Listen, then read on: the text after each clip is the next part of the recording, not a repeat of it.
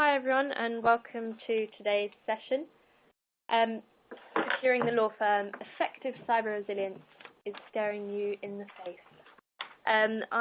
My name's Emma and I'm on the marketing team at AXELOS, and I'm joined today by Nick Wilding, who is the General Manager for Cyber Resilience at AXELOS, and Matt Torrens, who is the Managing Director at Sprout IT. So before I hand over to them today, I just want to go through a couple of quick housekeeping bits really quickly with you. So just to let you know, in terms of timings, the session today will be around 40 minutes, and then we will close with around 20 minutes of Q&A. So on the subject of Q&A, if you have any technical questions, for example, you can't hear the audio or something like that, please put those into the chat box, which you should see on the left-hand side of your screen, and I'll reply to those straight away and try and get you back on board. If you have any subject-related questions for either Matt or Nick, please send them in to me, again, using that chat box. And what I'll do with those questions, I'll collate them, and then I will read them out for Matt and Nick to answer at the end of the session. Other things to note, you are on mute, so we won't be able to hear you, so make sure you put those questions into the chat box. In terms of the recording, we are recording the session and we will send that recording out to you automatically tomorrow, so keep an eye out for that if you want to share the session with friends or colleagues. And finally, just the last thing to note is that the slide deck is shared with you, and that is in the resources list, which you should see on your screen now. So that's it from me, and I'm going to hand straight over to Many thanks, Emma, and good afternoon, everyone. Matt and I are delighted to have this opportunity to talk to you today. We'd like to go straight into proceedings by asking you a very quick question. Does your organisation, A, currently offer no cybersecurity awareness training to all staff, B, provide annual security awareness training to all staff, or C, provide cyber awareness training to all staff throughout the year with regular refreshers and reminders? If you can answer that question, we'll come and Matt will take you through the answers just in a few seconds, but if you can answer that. And in the meantime, we'll just introduce ourselves. So, yeah, I'm Nick Wilding. I'm the General Manager of Cyber Resilience at AXELOS.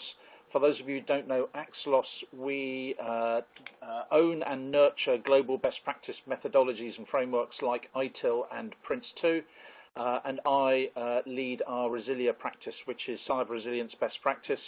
And the focus of today's session is very much around the importance of ensuring that you're doing everything in your best intentions to make sure that all of your staff understand the role and the responsibilities they have in protecting what's most sensitive to you and your clients, and that they're given the simple practical guidance that they need to make the right decisions at the right time. I'll hand you over to Matt now. Thanks, Nick. Hi, everyone. Thanks for attending. My name's Matt Torrens. I'm the Managing Director at Sprout IT. We've been running 12 years, and we provide competitive advantage and peace of mind exclusively to our UK legal clients. Cyber awareness training is one thing that we do. It's one part of our portfolio. That's what we're concentrating on today. It's really, really topical. So perhaps let's have a look at those poll results and crack on. So approximately half of you currently have cyber awareness training for all staff through the year with regular refreshers and reminders. That's a high, pretty high, and I wonder how that's delivered. Is that face-to-face? Are they email-based refreshers to reread the policy?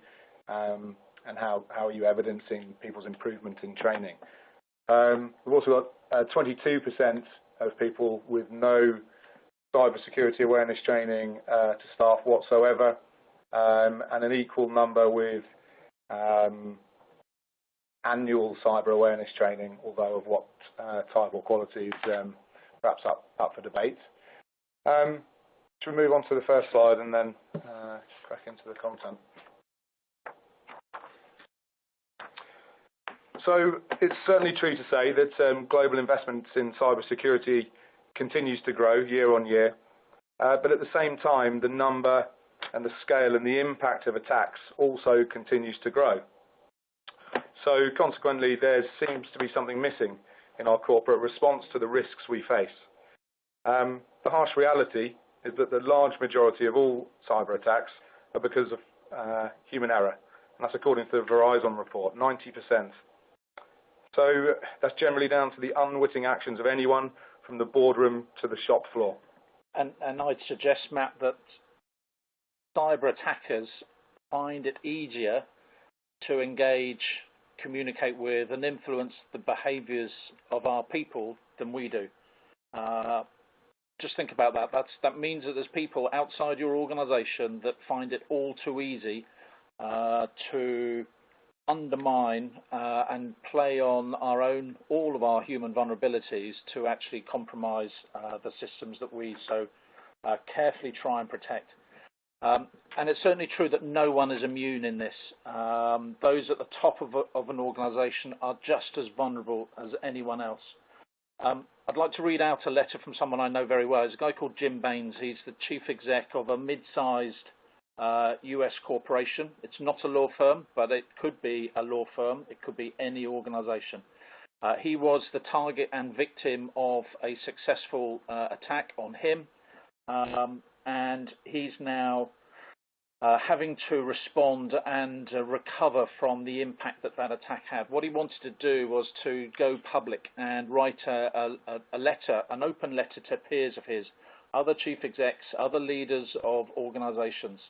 Let me just read this letter out. Cybercrime wasn't on my agenda. It was something I expected my IT team to handle. My CIO had it covered, I thought. It never occurred to me that I might be a target. The stories you read about in the press are usually about an employee who's walked off with sensitive data or criminals targeting customer information. But board members, CEOs, I thought we were immune. Wrong. We're actually the best targets, the biggest targets. We're the whales that smart hackers like to harpoon. We know all the secrets and we have privileged access to all the sensitive and lucrative parts of our business. And it makes perfect sense. Why start at the back door when you can go right in at the front? We're just as human as everyone else. We make mistakes. We're careless. In fact, we're vulnerable because we think we're immune. And that's what I thought. My company, which I built from nothing over 30 years when I put everything on the line, is now losing clients, losing money, and most importantly, has lost reputation. My own reputation's been damaged, my customers, my peers, and my friends. I'm fighting back hard, but it's tough. And you need to know that you're a target. Everyone on your board and in your organisation is a target. No one's immune. Everyone's vulnerable, however powerful or successful they may be. And you need to know that and act now. So quite an impassioned plea from someone who has had that feeling of dread and that feeling of feeling totally out of control as a result of a targeted attack. And I would suggest we really do need to accept that now our resilience to cyber attacks is as much about our people and their behaviours as it is about technology. I just want to add to that yeah, behaviours definitely. Often those attacks are preying on human emotion. And it's very important, as we saw there, that the board lead by example. I was in a law firm recently, and we were talking about various pieces of security, and the board wanted to implement it with the exception of those on the board. So they wanted to not have passwords, not have two-factor authentication, not have the training because they considered themselves above it. And if you don't get your board leading by example, then you're going to find it very, very difficult to get the rest of your people to follow. And I'm sure many of us have seen this particular image, the screen of the recent WannaCry ransomware attack. For me, it highlighted one key thing, which was just how incredibly easy it is to attack vulnerable systems through human vulnerabilities. In this instance, there's a ransomware attack that requires someone to open it up and respond. My concern is, do we really care enough? And do we consider effectively how our people can and should be our most effective defence against these sorts of attacks? I recently attended and spoke at the CBI's annual cyber security conference back in September. the keynote was Kieran Martin, the Chief Exec of the National Cybersecurity Centre, the public face of GCHQ. And I found it very refreshing when he stood up and was talking about, and for the first time I'd heard anyone from this community talking about the importance of people. So he was saying we need to stop using stupid language like our people are our weakest link, and we need to understand that the human factor and research and effective training in this space is a critical element in the resilience of the organisations that we work and run. I just wanted to take you through some recent research from both the legal sector and further afield. Let me just go through these, just to reiterate the points that Matt and I are emphasising. So there was some recent government research that highlighted that only 20% of all businesses provide any sort of awareness learning to their staff in the last 12 months. Only 20% of businesses. That's across the whole economy. So very small organisations to the large enterprise organisations. Recent research from the CERT UK and the NCSC, 62% of law firms were the victim of a cyber attack in the last 12 months, and that only 35% have a mitigation plan in place. And Resilia talks very much about the fact that this is going to happen to you, and that it's now as important to know how you're going to respond and recover from these attacks as and when they occur, as it is about protecting and detecting these attacks in the first instance. The technical director at the National Cybersecurity Centre recently was quoted as saying, most sophisticated attacks are simply basic vulnerabilities, most of which are down to human error and a lack of awareness. Again, just highlighting and refreshing, and you know, so Ian reports into to Kieran Martin, the Chief Exec at the NCSC. So this is clearly a message that these guys are very, very keen to push out, and one obviously that Matt and I are very keen to support. This is across the whole marketplace. Of those SMEs who suffer a breach, 31% say their reputation was damaged, 93% said it affected their ability to do business. So business stopped or was very difficult to carry on. And here's a quote from the chairman and CEOs. There were 4 of them, 2 chairmen and 2 CEOs from DLA Piper, following the recent attack that we know about that they suffered. We want to thank our clients for the support, patience and understanding following the unprecedented cyber attack. It shows the fact that the impact of these sorts of attacks will be felt at the very highest levels in any law firm and indeed in any organisation that you work in. And the punchline on this slide, that's something we should take away from all of this, it does only take one person, and it could be anybody in the organisation that could help enable an attack to happen. And the biggest and most common entry point, the most common attack vector is phishing. So there's a stat there saying 1 minute, 22 seconds, medium, first time to click.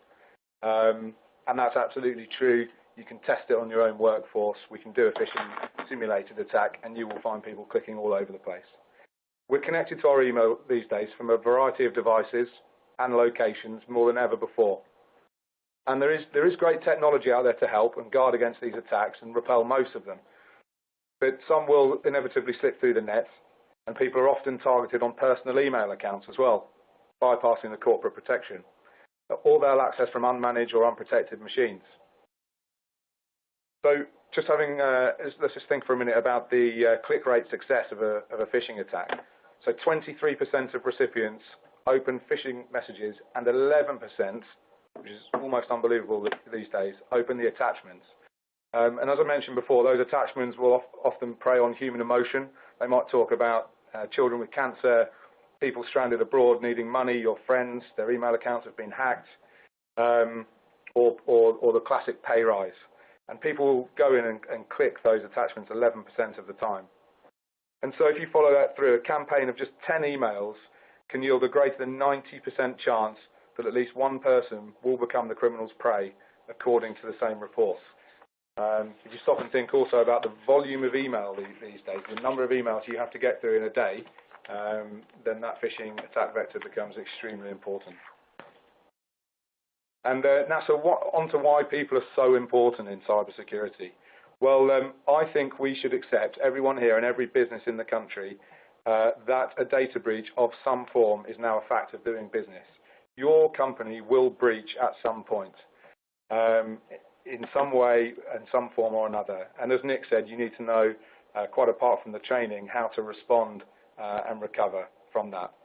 TalkTalk are a great example of how not to respond and recover. As we might have mentioned earlier, only amateurs attack machines, professionals target people.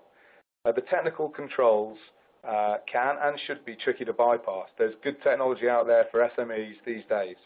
So a natural area of focus, therefore, is the human. It's the emotion that they will prey on.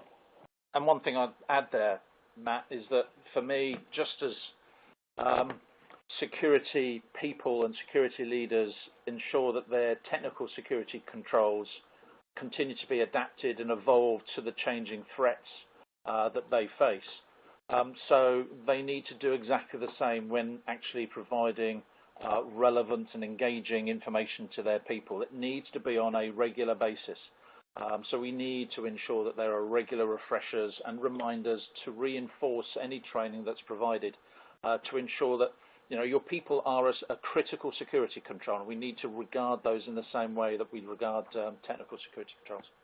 Yeah, completely agree. Something I say to clients is you can't sweep the floor once and expect it to stay clean forever. And as Nick says, we don't just plug in a firewall and leave it for several years. We're monitoring and maintaining and upgrading all the time, and you need to do the same with your people. So the next slide asks, why should law firms care? And that is a question that surprisingly I do get asked quite a lot. Why do we have to do this? We're a law firm. Do we need to bother? Well, cybercrime is the new normal and now the most common offence in the UK. Its inclusion in the calculation of the national crime rate would see the overall rate soar by 40%. So why should you care, apart from the fact that it's on the rise? Well, we're looking after client data. We've got legal obligations, and we need to be able to produce evidence of how we do this. We need to maintain and enhance the global reputation of the UK legal sector. And because as we move forward in this world, only the most tech-savvy law firms will survive in a digitally hyper-connected world.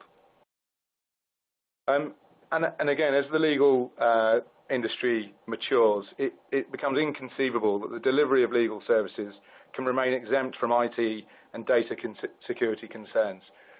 We've got robot clerks out there now. There's a ton of new innovation, and with that comes risk, of course. And probably most importantly for me is because still the UK legal sector is widely viewed as one of the least defended paths to the most sensitive information. We're far behind finance and healthcare, and they're bad enough. But if you consider we're representing those industries, we're representing family law, we're representing national government, and we're holding their data. So we need to be at the top of the tree. And lastly, these threats aren't going to stop coming. They're just going to increase. So unless you act now and strike, then your risk profile is going to increase.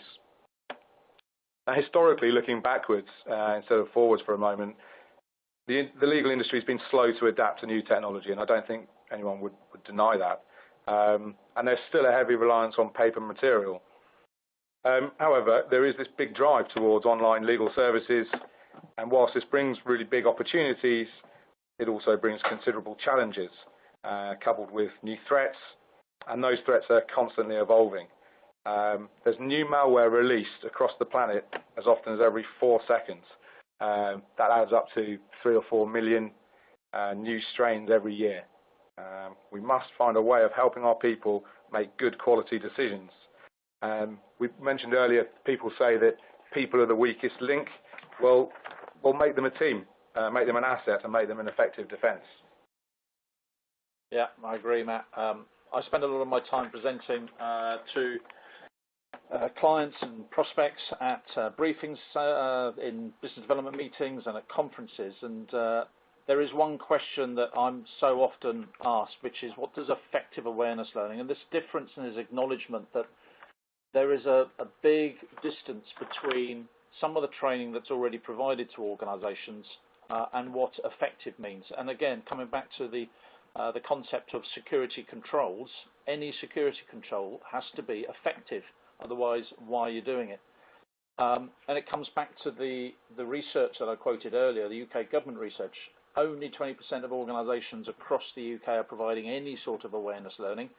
That research went on to say that of those that do, the vast majority continue to rely on annual tick box compliance-based training. And I would suggest that has little or no impact on developing, changing and sustaining behaviour change with your people. And I love what Matt just talked about sweeping the floor. It's going to get dirty again. So we need to ensure that our people are regularly kept informed so that they are effective and in changing their behaviours as new risks, new threats come online. So where are we going wrong? A couple of cartoons for you which hopefully tell a story. I wonder whether these look familiar to you. The first one in the boxing ring does illustrate this continued reliance, which I see in organisations across all sectors, this continued reliance and belief that technology can solve our problems. And you know, we all have the potential to be that guy, Dave, in the corner. And I have to apologise for anybody who might be listening who's called Dave. It's not just Daves that make these mistakes, but it's so true that so many organisations are still struggling to come to terms with understanding how they can best exploit what their greatest resource is in their battle against cyber attacks, and it is their people. Those that do offer training, the second cartoon, I think, tells a very pertinent story, which is so often organisations use or adopt cyber awareness training and just include it as part of their corporate training. It's as if training is being done to us. We're told to do this. We're told to do this by a certain time. Otherwise our wrists will be slapped. We need to move from this very passive training where at worst we might learn some little snippets and just get back to our day job as quickly as we possibly can. But we need to move that to a much more collaborative approach where all of our people are given the simple, practical guidance they need to give them the confidence to talk about this, to share experiences and to champion resilience across the organisation. And I know quite a number of organisations that are seeing this as an opportunity for them to differentiate themselves in their own markets, again in different sectors, that they have a culture and an environment where they reward good cyber behaviours rather than only discipline against bad behaviours. And a key factor here is, in terms of being effective, is the language. I've been in the security industry for all too long. It frustrates the hell out of me that we continue to use terminology and language that typically just takes this out of the remit of the normal person in the street, the very person that's sitting in our offices who might be making mistakes through no fault of their own. So we've worked really hard to ensure that the learning that we provide is communicated in an engaging way and uses plain English to explain relatively complex principles. But we'll come back onto that as we progress through the presentation. Okay, so let's look at why some security awareness programs fail, and we've seen some stats on some tick box exercises and some fairly old-fashioned annual refresher sessions. Most organisations have some form of tick box training every year, whether that's an email out to read the policy or something more formal. It's still pretty dull and unengaging. It's as if we're trying to program our people in the same way we program our computers and expect everyone to do what we want them to do and when we want them to do it.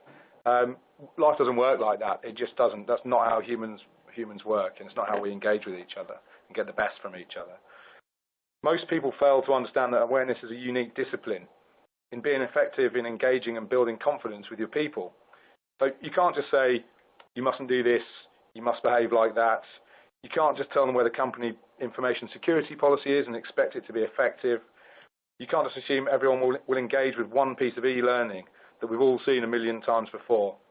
And you can't rely on disciplining bad behaviours, expecting everyone to do the right thing. Well, we think there's a different approach, one that can help move from passive training to collaborative and effective learning. And I've got something I call the brilliant basics. And if you can make it regular, engaging, accurate and positive, you will find that people engage and that you build your resilience through your human team. And there's some examples, Matt, in other industries that I think, because of the nature of those industries, need to adopt these approaches, this different approach from day one. So examples being in the aerospace industry or in the nuclear industry. Anybody starting in those industries from day one, they're told, if you think you've done something wrong or you see something going wrong, tell us, report it. That's a good thing. And all too often I do see environments in organisations where, and I've done it myself, where you do something, you send a database to someone that you shouldn't have done, and you decide to ignore it, either because, or both because you don't know who to report it to, but you just think, well, I'm just too worried that the impacts and the implications of me admitting it. So we do need to build this environment where people just have got this confidence that they know that if they've done something wrong, they're able to talk about it and to learn from it and make sure that they don't make the same mistake again. So in developing our Resilient Frontline awareness learning content that we partner with Matt and the Sprout IT guys on, we've worked really hard to combine two things. One is what that very simple practical guidance should be for your people, combined with ensuring that this is delivered using engaging, relevant, innovative techniques. Again, I'm frustrated that we all have fantastic ways and means to communicate with each other through social media, through a whole range of things, and games. And we seem to be ignoring some of these new techniques to the way in which we communicate and learn in such a critical area of corporate learning. So that we've worked really hard to adopt those in the learning we've done. And our Resilient Frontline learning has got 4 core principles. One, as we've heard before, ongoing and regular. If you have any chance of or want to have a chance of changing behaviours and sustaining those behaviours over a period of time, you need to make sure that there are quick, easy, relevant, timely reminders and refreshers where it's needed most in your organisation to ensure that people are aware of the latest threats and risks they face and what they need to do in those instances, what that simple guidance should be, what that best practice should be. Secondly, we need to allow our learners to personalise and adapt the learning they take. So we don't all learn in the same way. We all respond differently to different stimuluses and incentives. So we've developed a lively mix of formats within the learning that we've got so that people can choose and define their preferred learning pathway, similar to the way in which the organisation, the client organisation, can define and use our content in a way that is most relevant to their particular threats and vulnerabilities that they face within their organisation. The third one, engaging, competitive, relevant, valuable, fun. So we're trying to communicate something that's quite a dry subject here, but there are ways and means that you can do that. We work very closely with academia, UCL, Royal Holloway, who are at the forefront of new thinking and new approaches to truly engaging your people. So we regularly evolve and update our content as we look at new risks and threats and adapt the existing content that we have. And we work very closely with those guys to ensure that they're advising us on the very latest best practice and on the very latest engagement tools that we could adopt. And we have a sort of an ongoing roadmap for ensuring that the content stays fresh and relevant over a period of time. And the final one, and clearly quite an obvious one, is that our clients demand learning where it's needed most, adaptive learning, and learning that's of real value. And so we have a whole range of techniques, qualitative and quantitative information and management information that allows you to track the learning and the changes in behaviours over time. I think it's just worth noting as well, of those companies that do undertake annual awareness training, 82% of them still rely on computer-based e-learning programs rather than engaging techniques such as games, simulations and animations. But some summary thoughts as we just push on towards the end. So I've got 5 things just to quickly concentrate on. People pay attention to leaders. Okay, you're leaders in the business for a reason. Getting the buy-in and involvement of those at the top can highlight the positive benefits of resilient behaviours, reward and inspire the organisation, and show how seriously the leadership team is committed to protecting sensitive data. If you don't lead by example, people won't follow you. Secondly, memories are fragile. And as we said, so plan to reinforce, refresh and evolve, combine online and offline, live events, competitions, surveys, i.e. make it engaging, make it fun. And people learn differently. We're not all the same. That's in fact one of the reasons we breach in the first instance. So build a lively mix of different formats to use and to obtain the same learning outcomes. And use all means at your disposal. So stay agile, adapt and fine-tune, pilot new techniques, test your users. And people remember stories over facts. The best things you ever see on a stage, people retell a story. So fix a message in your learners' minds by appealing to their hearts. Great campaigns have great stories to tell.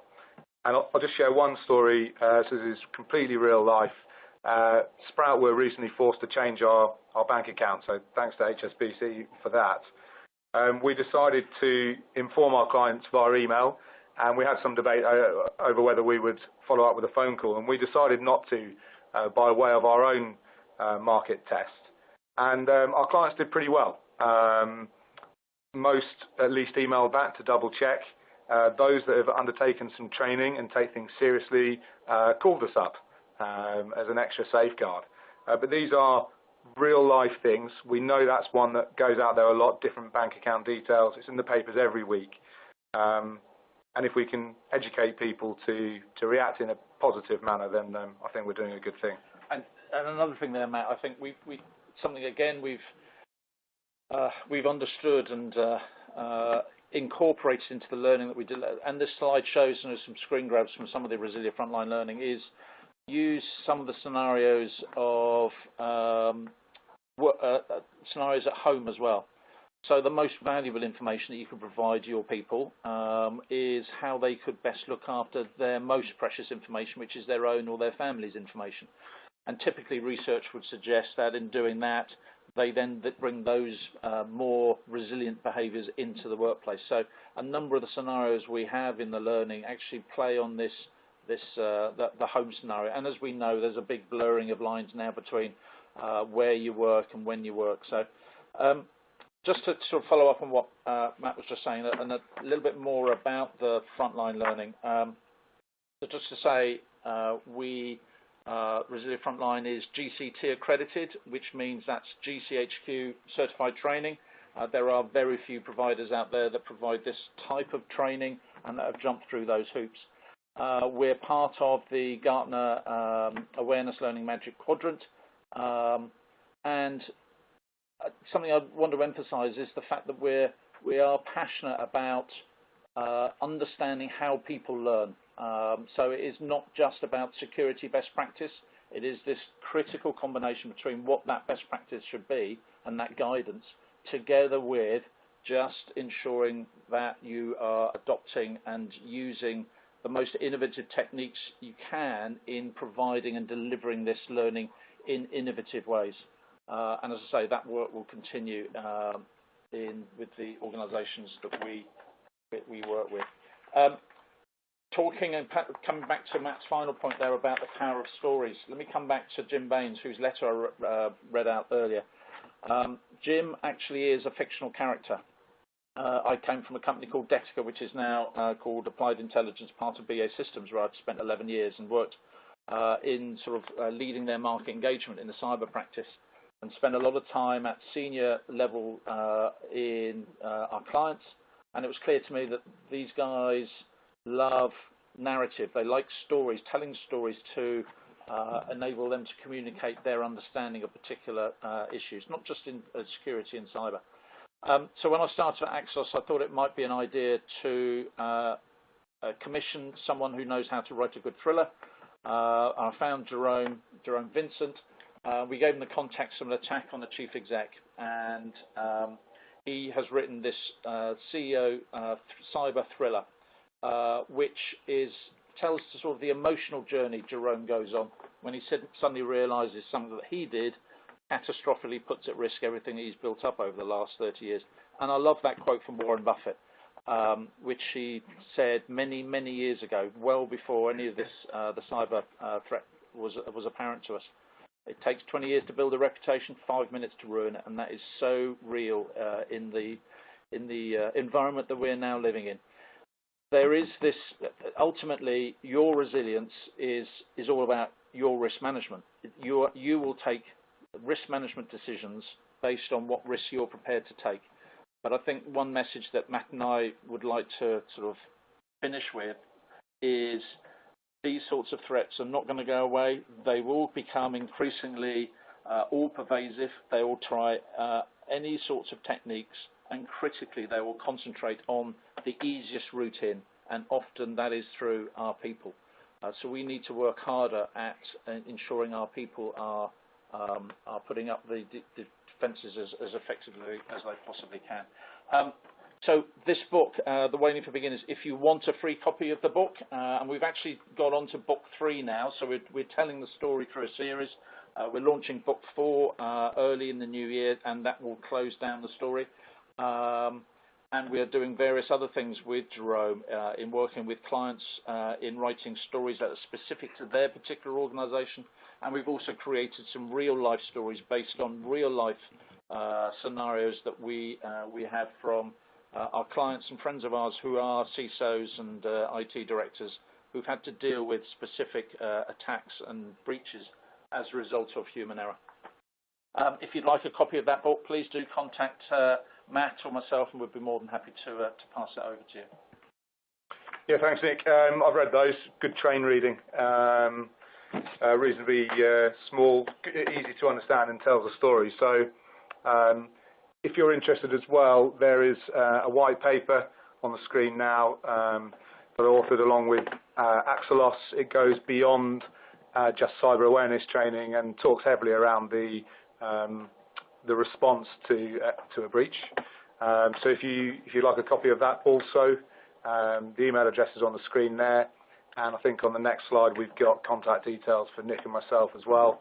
So feel free to hit us up with any questions that you have, anything you come across that you think is interesting in the coming days. Now I think we're going to move on to any questions that might have come in. Thanks, everyone. Okay, great. So we've had a couple of questions come in so far, so I'll read those out now. If you have any, please send them in now whilst we're talking. So first question, how important is it to get buy-in from the team at the top to ensure effective cybersecurity awareness training? Nick, do you want to? I think it comes back to something that Matt said. For us, it's critical. We have clients that we've got one client at one end who are using the learning and have wrapped around a wide communications program that has involved the chief exec and the chief risk officer as part of an ongoing face-to-face campaign where they communicate on a regular basis in team meetings, lunch and learn sessions, to demonstrate just how important they place the information security of their organisation to all of their people, and use it as an opportunity for their staff to share and to be able to talk to them. And actually it's really quite refreshing for this particular organisation where their staff are able to talk to the senior leadership team. And this is one key area that the board has said to themselves, this is an area that is something that we cannot ignore and something that we need to take a lead on. So for me, it's absolutely essential. At the other end, we have another client who we are now working with to ensure that they develop that same approach. Because if you don't concentrate and get some sort of buy-in from that senior executive team, the danger is that the training is not as effective as it possibly could be. Yeah, I think for me it's clear. I see this a lot in the space I work in. You need to build a following. You need to do that by starting at the top and have something that people are interested in and is engaging. And the elephant in the room that we've not mentioned today is GDPR. If you had a GDPR gap analysis process, some of you will have been through that already. The first thing you're going to be looking at is, have you got engagement from your leadership team? Because if you haven't, good luck. You've got no chance. You've got no chance of being compliant. There's a great book out there called Start With Why by Simon Sinek. It tells you how to build a following, how to get people to believe in what you're doing, and it's just a great book to read in any case. But it really will communicate to you why you need to get buy-in from the team at the top. And one thing sort of something else to add to that is the most successful campaigns I see are the ones that have got that buy-in and that active support from the leadership team, but also one where the team owning the learning, and typically it's owned by the CISO and delivered by whoever, whether it's a learning and development team or an HR team, but it's those campaigns that also identify champions in the business, and they're not done by seniority. They're done by identifying people who are interested in this and want to be seen to be actively educating and sharing experience with their colleagues. So they lead lunch and learn sessions and competitions. So there's a whole range of things that you can do as offline to support a lot of this online training as well, which make it as effective as possible. Okay. So we've talked about team at the top. What about those guys at the bottom or mid-level? What 3 quick actions would you recommend to reduce the risk of cyber attack? 3 quick actions. It's probably more than 3. But you've got to start somewhere. And if you don't know where you are, you won't be able to plan. So you need to baseline. You need to understand what your current position is and measure yourself from there. Once you've got that plan in place, with board level agreement, as we said, start to test your users. So you can test them in a formal sense through Resilia, for example, but you can also have informal tests. You can run a simulated phish attack. Take action where necessary. So if you've got users or groups of users or particular departments who are failing and you think are a higher risk profile for your business, train them or engage them and repeat. Okay, that floor is not going to stay clean, so repeat the training, do it annually. I think that was more than 4. 3. Thanks, Matt. There's not a lot I would add to that. You do need to understand where your crown jewels are, what your crown jewels are, what you're most determined to protect, because typically most organisations can't protect everything because they haven't got the time or the resource or the skills to do that. So what is most critical to your organisation? Then work out where is that information, who's got access to it, and work out some of the vulnerabilities that you have to that information. And I would suggest that one of those critical vulnerabilities will be the people. Yeah, nothing else I'd add to what Matt's just said there. Okay, great. We've had quite a specific question come in, so I'll go through that one. What would you recommend as the best practice when passing on bank details for a payment invoice? So the bank details, I'm guessing, that you want to pass on to your client. As with anything, I'll do it in more than one factor. So there's nothing wrong with sending an email. Let's assume you're using a decent email provider and it's encrypted end to end. But why not follow it up with a phone call and make sure that they understand that it's you. You can verify each other in various ways, in an informal and formal way. But yeah, don't just rely on one factor if it's a new client or a new bank account or a change of details. Perfect. So a question now about the use of language. Is there a danger that companies aren't using the correct language when training their staff? Simple answer from me, having seen a lot of training programs in clients of ours, yes. One of the sad truths is that typically awareness learning sits in the, is owned and sits in the security team, and it's great that the security teams are working hard to ensure that their people are effective, but they need to understand that there are other skills that need to come into play in developing effective learning for all of their people. We can't carry on using technical language. We can't, as Matt was saying earlier, we can't just tell people what the security policies are, because that's it's worthy, but it doesn't actually tell your people what they need to do in very simple, short learning modules. And you've got to give it some context. All too often I've seen posters and communication that says, don't do this, don't do that, but it doesn't have any context. The analogy I use is I've got 3 relatively small kids, and you tell them, don't do that, and surprise, surprise, they carry on doing it. You need to give them an understanding of why I'm saying that. I need to ask myself the question if it's just whether I'm tired and bitter at the end of a long day at work, but that's another matter. But you need to give people the context for why they either need to adopt a different behaviour or stop doing something. Yeah, completely agree. And even just putting aside cyber security for a moment, if you use the wrong language in any walk of life, you're going to alienate people. If you talk about punishment, they're going to turn off. This is about persuasion and context. If you get the language right, you will get buy-in. And this is why this can't be seen as traditional corporate training. The stuff, the regulated training that you have to do. That's stuff that you have to do, and to some degree you can adopt a tick box approach to that. This is something, this risk is changing and evolving all the time. You can't adopt that same approach when it comes to cyber awareness learning. It's a critical thing that you need to accept. Yeah, I think it's like Matt said, even if you look at businesses, that's why we get silos across different departments. We're not talking to each other in a simple language that we can all understand.